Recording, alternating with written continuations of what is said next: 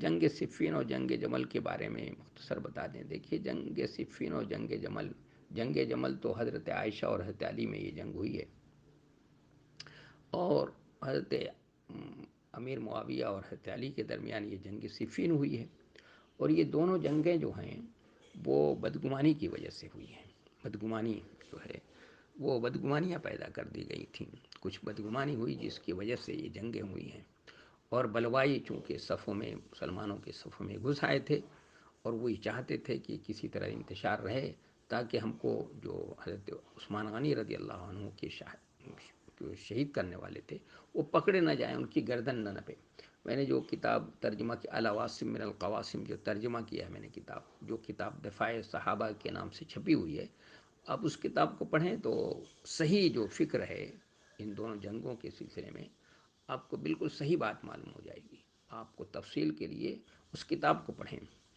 تو یہ جنگ جمل اس لیے ہوئی کہ حضرت عائشہ رضی اللہ تعالیٰ عنہا کو، چونکہ وہ مکہ میں تھیں جب حضرت عثمان غنی رضی اللہ عنہ شہید کیے گئے، کچھ لوگوں نے جا کر بتا دیا کہ حضرت علی جو ہیں وہ ان کے قاتلوں سے بدلہ نہیں لے رہے ہیں، اور ایسا لگ رہا ہے کہ وہ بھی اس میں ملوث ہیں، ان کا بھی ہاتھ ہے.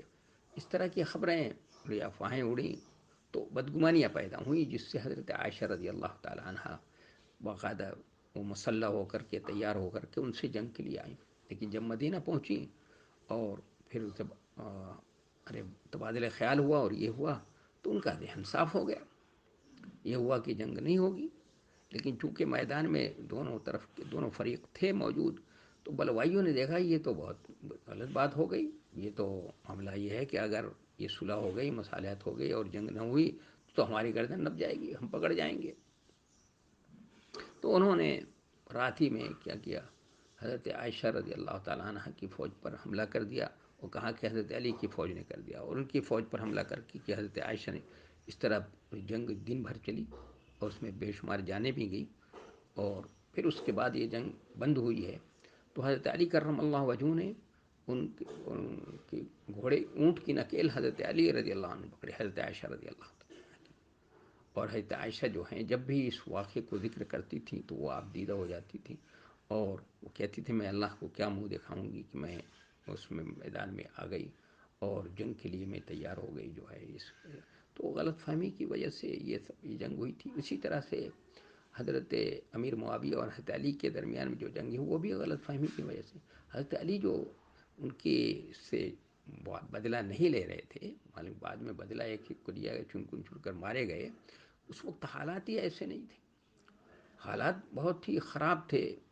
بلوائیوں کا آپ جانتے 3-4 دن تک مدینے پر قبضہ رہا. بلوائی مسلمانوں کے صف میں گھسے ہوئے تھے، ان سے ابھی بدلہ لینا، ان کے صف میں بھی تھے، ان کے قریب بھی تھے، تو ان سے بدلہ لینا آسان نہیں تھا. حالات کا جائزہ لے رہے تھے حضرت علی کرم اللہ کہ حالات درست ہو جائیں تو میں بدلہ لیتا ہوں. تو حضرت امیر معاویہ بھی چاہتے تھے کہ ان سے بدلہ لیا جائے. تو اس کی وجہ سے وہ جنگ بھی ہوئی، جنگ صفین آپ جانتی ہیں. تو اس لیے آپ اگر تفصیل سے پڑھنا چاہیں تو وہ کتاب جو ہے تفصیل سے پڑھ لیجیے. وما توفیق الا باللہ.